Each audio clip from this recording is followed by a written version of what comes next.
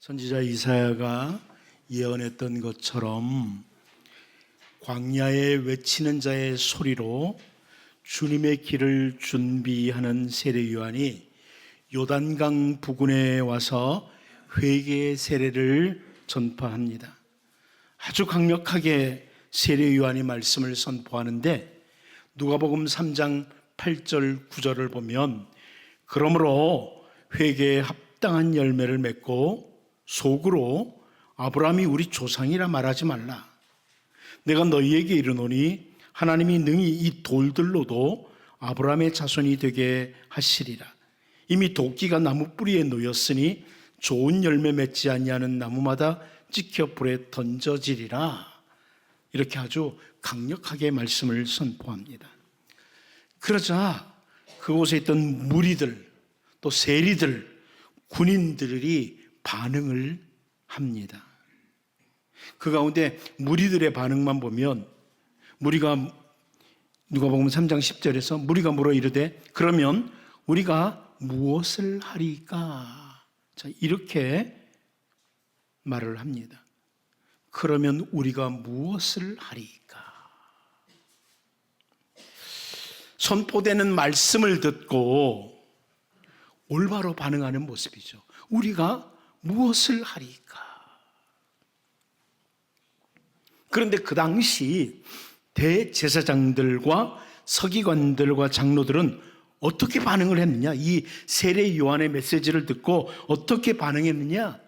이것이 예수님과 대화 속에서 확인할 수 있습니다.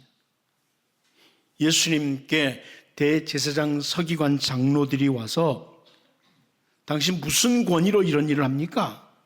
하고 따집니다. 그래서 예수님께서 마가복음 11장 30절을 통해서 요한의 세례가 하늘로부터냐 사람으로부터냐 내게 대답하라. 이렇게 말씀을 하십니다. 세례 요한이 주는 그 세례가 하늘로부터 내려온 거냐 아니면 사람으로부터 온 거냐 대답을 하라. 그런데 다음 절 마가복음 11장 31절을 보면 그들이 서로 의논하여 이르되 만일 하늘로부터라고 하면 어찌하여 그를 믿지 아니하였느냐 할 것이니. 자, 이렇게 표현이 돼요. 이걸 볼 때, 이 말씀을 볼 때 이 사람들은 세례 요한이 전하는 말씀을 듣고 받아들이지 않고 믿지 않았다. 이것을 볼 수 있어요. 어찌해서 믿지 않았느냐? 이렇게 할 수 있다는 거죠. 하늘로부터라고 하면. 말씀을 듣고 올바로 반응하지 않은 사람들이 바로 대제사장, 서기관들 그리고 장로들이었습니다. 그리고 또 한 사람을 보면 이 세례 요한의 메시지와 관계해서 헤롯을 볼 수 있습니다. 헤롯이 동생의 아내를 취한 것 옳지 않다. 이렇게 세례 요한이 지적을 하니까 헤로디아가 세례 요한을 원수로 여겨서 죽이고자 하는 마음이 생겼습니다. 그런데 죽이지를 못한 이유가 있어요. 헤롯으로 인함이 헤롯 때문에. 마가복음 6장 20절을 보면 헤롯이 요한을 의롭고 거룩한 사람으로 알고 두려워하여 보호하며 또 그의 말을 들을 때 크게 번민을 하면서도 달갑게 들으미러라 그럽니다. 이 헤롯도 세례 요한의 전하는 말씀을 들으면서 참 이 사람은 의롭고 거룩한 사람 두려워해서 보호했다는 겁니다. 하지만 결국 헤로디아의 요청을 따라 세례 요한을 죽이고 맙니다. 그 전하는 말씀이 옳다고 인정하면서도 올바른 반응으로 끝을 맺지 못한 겁니다.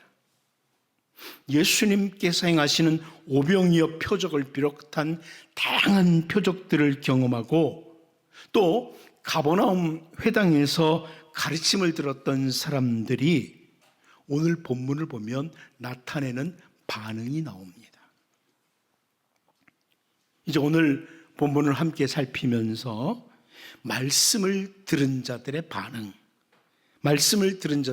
반응을 우리가 함께 보고 계속해서 우리는 주님의 말씀을 듣고 사는 사람들인데 주님의 말씀을 듣고 사는 우리들이 어떤 모습을 취하고 있는지 우리를 돌아보고 언제나 올바른 반응을 하는 말씀에 대한 올바른 반응을 하는 복 있는 주의 백성으로 설 수 있기를 바랍니다.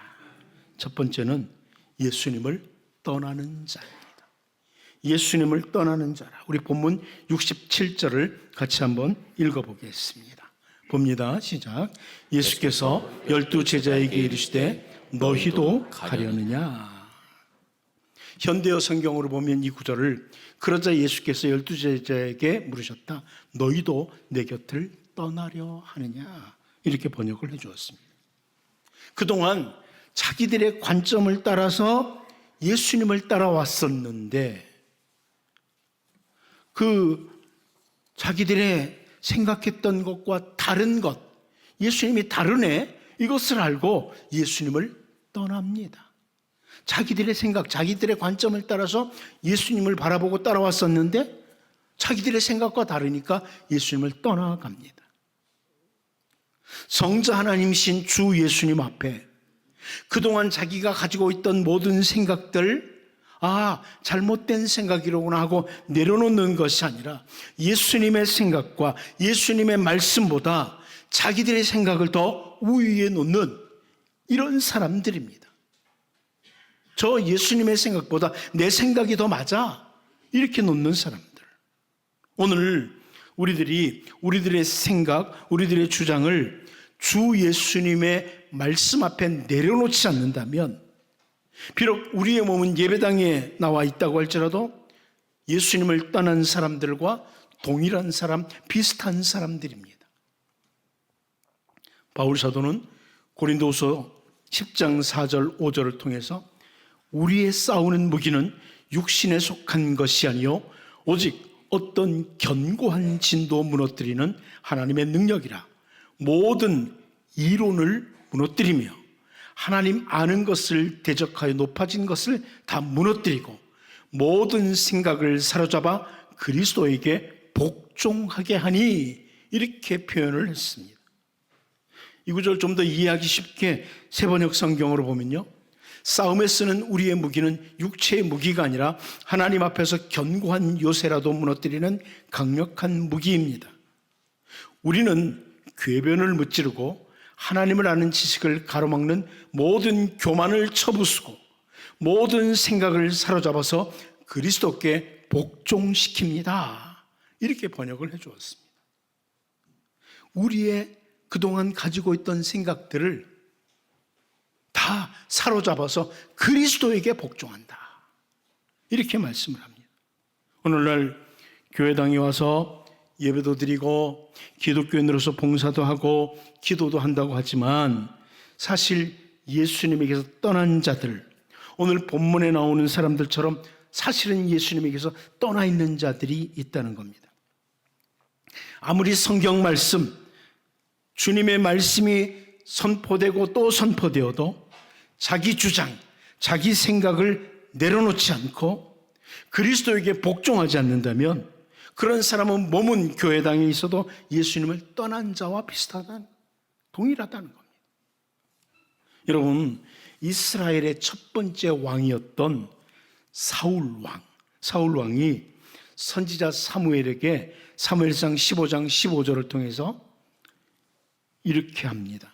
사울이 이르되 그것은 무리가 아말렉 사람에게서 끌어온 것인데 백성이 당신의 하나님 여호와께 제사하려 하여 양들과 소들 중에서 가장 좋은 것을 남기며 그 외의 것은 우리가 진멸하였나이다 하는지라 그럽니다. 하나님께서 그 사악한 아말렉을 진멸해라, 이렇게 말씀하셨는데, 다 진멸하라고 하셨는데, 이 사울이 하나님께 제사하기 위해서 아말렉을 진멸하는 중에 양들과 소들 중에서 가장 좋은 것은 남겼다는 겁니다. 하나님 뭔가 생각을 잘못했다는 거예요. 자기 생각이 더 옳다는 거예요. 좋은 것들은 가지고 하나님께 제사하면 되지, 이래서 남겼다는 겁니다. 그런데 또한 사무엘상 15장 31절을 보면 이에 사무엘이 돌이켜 사울을 따라가며 사울이 여호와께 경배하니라 그럽니다. 사울이 하나님께 경배를 했다는 겁니다. 하지만 하나님 말씀 앞에 자기의 생각을 내려놓지 않고 복종하지 않았던 사울은 실상은 하나님을 떠난 자였습니다. 하나님을 떠난 자였습니다. 그런가 하면 베드로는 누가복음 5장 5절을 통해서 시몬이 대답하여 이르되 선생님, 우리들이 밤이 새도록 수고하였을 때 잡은 것이 없지만은 말씀에 의지하여 내가 그물을 내리리이다 하고 이렇게 반응을 했습니다. 내 생각, 내 주장을 주님의 말씀 앞에 다 내려놓는 것, 그것이 바로 올바로 말씀을 들은 자의 반응입니다. 오병이어 표적을 비롯해서 주 예수님께서 행하시는 표적을 본 사람들, 그리고 가버나움 회당에서 주 예수님의 귀중한 가르침을 받은 사람들 중에 자기들의 생각, 자기들의 관점과 맞지 않는다고 주 예수님을 떠나가는 것을 보면서 성령의 인도하심을 따라 정직하게 나를 바라보고 몸만 교회당에 나와 있는 자가 아니라 주님의 말씀 앞에 모든 나의 잘못된 생각들을 사로잡아서 복종시키는 이런 복 있는 주님의 백성으로 설 수 있기를 바랍니다. 두 번째는 예수님을 믿고 따르는 자입니다. 예수님을 믿고 따르는 자라. 우리 본문 68절, 69절을 같이 한번 읽어보겠습니다. 봅니다. 시작. 시몬 베드로가 대답하되 주여, 영생의 말씀이 주께 있사오니 우리가 누구에게로 가오리까? 우리가 주는 하나님의 거룩하신 자인 줄 믿고 알았사옵나이다. 예수님께서 그 떠나가는 사람들을 보면서 너희도 가려느냐? 너희도 나를 떠나려느냐? 이렇게 질문을 하셨는데 베드로가 또다시 올바른 제자로서의 대답을 해주고 있습니다. 첫 번째는 영생의 말씀이 주님께 있습니다. 영생의 말씀이 주님께 있습니다. 이렇게 고백을 합니다. 세상에는 랍비라고 하는 사람, 주라고 하는 사람들이 참 많이 있지만 오직 주 예수님은 영생의 말씀을 가지신 분이시다. 주 예수님께서 하시는 말씀에 생명이 있다. 이런 고백입니다. 주님에게, 주님의 말씀에 생명이 있습니다. 한 덩어리의 빵, 한 덩어리의 떡, 그 재물에 자기의 생명이 달려있다고 믿고 살아가는 자가 아니라 주 예수님의 말씀에 생명이 있다고 믿는 이런 고백입니다. 우리가 잘 아는 말씀 히브리서 4장 12절을 보면 하나님의 말씀은 살아있고 활력이 있어 좌우에 날선 어떤 검보다도 예리하여 혼과 영과 및 관절과 골수를 찔러 쪼개기까지 하며 또 마음의 생각과 뜻을 판단하나니 이렇게 말씀하고 있습니다. 하나님 말씀 자체에 생명이 있습니다. 활력이 있습니다. 말씀에 생명, 활력이 있습니다. 예수님께서 이제 복음서에 보면 자기 선언을 하신 것들이 있습니다. 예수님이 나는 이런 사람이다 하고 자기 선언을 하신 것들이 있는데 그 중에 하나가 요한복음 14장 6절입니다. 예수께서 이르시되 내가 곧 길이요 진리요 생명이니 나로 말미암지 않고는 아버지께로 올 자가 없느니라 이렇게 선언하셨습니다. 제가 전에도 설명드렸지만 헬라어로 에고 에이미라는 이 표현은 예수님의 자기 선언을 가리킵니다. 나는 이런 사람이다. 에고 에이미 이렇게 표현을 해요. 근데 오늘 이 요한복음 14장 6절도 마찬가지로 에고 에이미 나는 그 길, 유일한 길이다. 그 진리, 유일한 진리다. 그 생명, 유일한 생명이다. 이렇게 말씀을 하십니다. 예수님께서 바로 그 생명, 다른 표현으로 생명의 원천이시기에 예수님의 말씀은 영생의 말씀, 생명이 있는 말씀입니다. 베드로가 예수님을 떠나지 않고 믿고 따르는 이유, 영생의 말씀이 주님께 있습니다. 이렇게 고백을 합니다. 두 번째는 베드로가 우리가 누구에게로 가오리까? 우리가 누구에게로 가오리까? 이렇게 표현합니다. 우리가 무엇을 따라가겠습니까? 이런 표현입니다. 우리가 누구를 따라가겠습니까? 우리가 무엇을 따라가겠습니까? 이런 표현입니다. 이 표현은 목표가 분명하다는 거예요. 목표가 분명하다는 겁니다. 선지자 엘리야 때에 갈멜산에서 선지자가 백성들을 향해 크게 외칩니다. 열왕기상 18장 21절을 보면 엘리야가 모든 백성에게 가까이 나아가 이르되 너희가 어느 때까지 둘 사이에서 머뭇머뭇하려느냐. 여호와가 만일 하나님이면 그를 따르고 바알이 만일 하나님이면 그를 따를지니라 하니 백성이 말 한마디도 대답하지 아니하는지라. 이렇게 표현하고 있습니다. 하나님을 믿고 섬긴다고 하면서 한 발은 바알에게 걸치고 있는 거예요. 한 발은 하나님께, 한 발은 바알에게. 이렇게 머뭇거리는 이스라엘 백성들을 향한 선지자 엘리야의 외침입니다. 그런데 오늘 본문을 통해서 사도 베드로는 오직 주님만 따르겠습니다. 우리가 누구를 따라갑니까? 우리는 주님만 따르겠습니다. 이렇게 고백하고 있습니다. 그리고 세 번째는 사도 베드로가 69절을 통해서 우리가 주는 하나님의 거룩하신 자이신 줄을 믿고 알았사옵나이다. 자, 이렇게 표현을 합니다. 우리가 주는 하나님의 거룩하신 자이신 줄 믿고 알았사옵나이다. 이 표현은 성자 하나님이심을 고백하는 표현입니다. 예수님은 성자 하나님이십니다. 이런 것을 고백하는 표현입니다.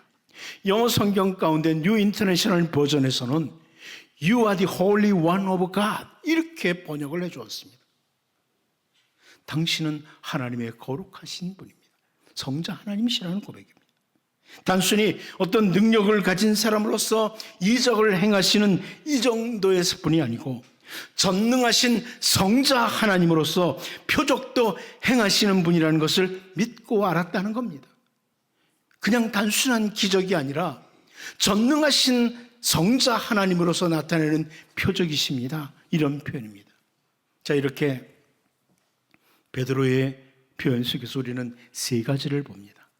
주 예수님은 영생의 말씀, 생명의 말씀을 가지신 분이고 모든 인생들이 참으로 믿고 따를 수 있는 목표가 되신 분이시고 성자 하나님으로서 신성을 가지신 분이다.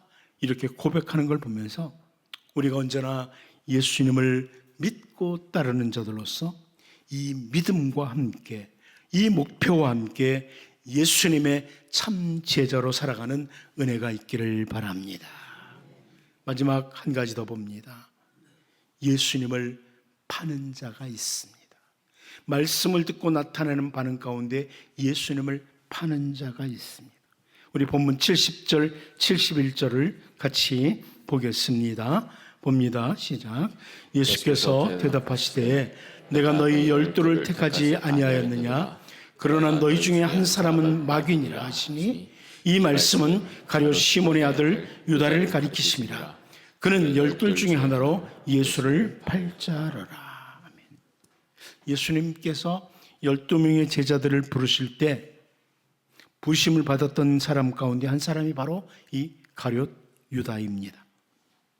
처음부터 부르심을 받았기에 가룟 유다는 그동안 예수님 곁에서 예수님께서 행하시는 표적들, 오병이어 표적을 비롯한 다양한 표적들을 다 목격했습니다. 오병이어를 가지고 많은 사람들을 먹이실 때 제가 생각하기는 가룟 유다도 그 음식을 함께 먹었습니다. 그 자리에 있었기에 먹었어요.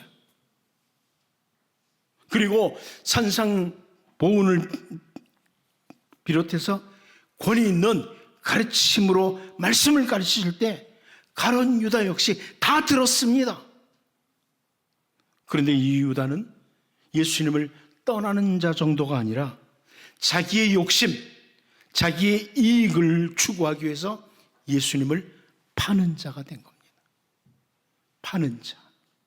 근데 여러분, 여기 예수님을 팔자라 이랬는데 이 팔다라는 헬라어 단어가요, 전수하다, 전달하다, 넘겨주다 이런 의미의 단어입니다. 판다, 전달한다, 넘겨준다 이런 의미의 단어예요. 이 같은 단어가, 이 판다는 같은 단어가 로마서 6장 17절 18절을 보면 이렇게 나오고 있습니다. 하나님께 감사하리로다. 너희가 본래 죄의 종이더니 너희에게 전하여 준 바 교훈의 본을 마음으로 순종하여 죄로부터 해방되어 의에게 종이 되었느니라. 너희에게 전하여 줬다. 말씀 전한 겁니다. 복음을 전한 겁니다. 생명의 복음을 전해 주었다. 이 표현, 오늘 본문에 판다는 단어와 같은 단어입니다. 헬라어로 같은 단어입니다. 예수님의 제자로 부름을 받아 장차 십자가의 복음, 생명의 복음을 가족과 이웃과 많은 사람들에게 널리 넘겨주는, 전하는 자로 살아야 됐는데, 이 가룟 유다는 예수님의 복음, 그 생명의 복음을 전하고 넘겨준 것이 아니라 예수님을 넘겨준 겁니다.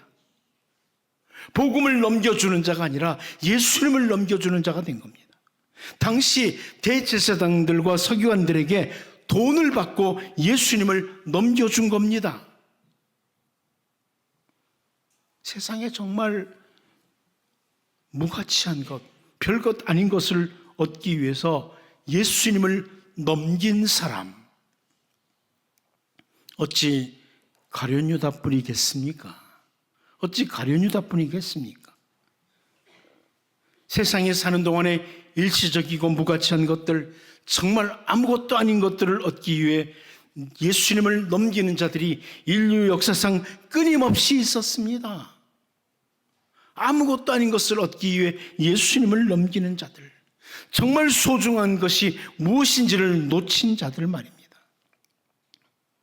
이삭의 아들 에서가 창세기 25장 33절 34절을 보면 야곱이 이르되 오늘 내게 맹세하라. 에서가 맹세하고 장자의 명분을 야곱에게 판지라. 야곱이 떡과 팥죽을 에서에게 주매 에서가 먹으며 마시고 일어나 갔으니 에서가 장자의 명분을 가볍게 여김이었더라 그럽니다. 장자의 명분을 가볍게 여김으로 장자의 명분을 팥죽 한 그릇에 넘겨줬다. 팥죽 한 그릇에 팔았다. 가룟 유다는 그 누구와도 비교할 수 없는, 그 무엇과도 비교할 수 없는 가장 귀하신 주 예수님을 가볍게 여김으로 은 30에 예수님을 팔았습니다. 여러분, 이 말씀을 보면서 우리에게 주 예수보다도 귀한 것은 없네, 예수님을 가장 귀하게 여기는 복 있는 주님의 백성으로 살 수 있기를 바랍니다.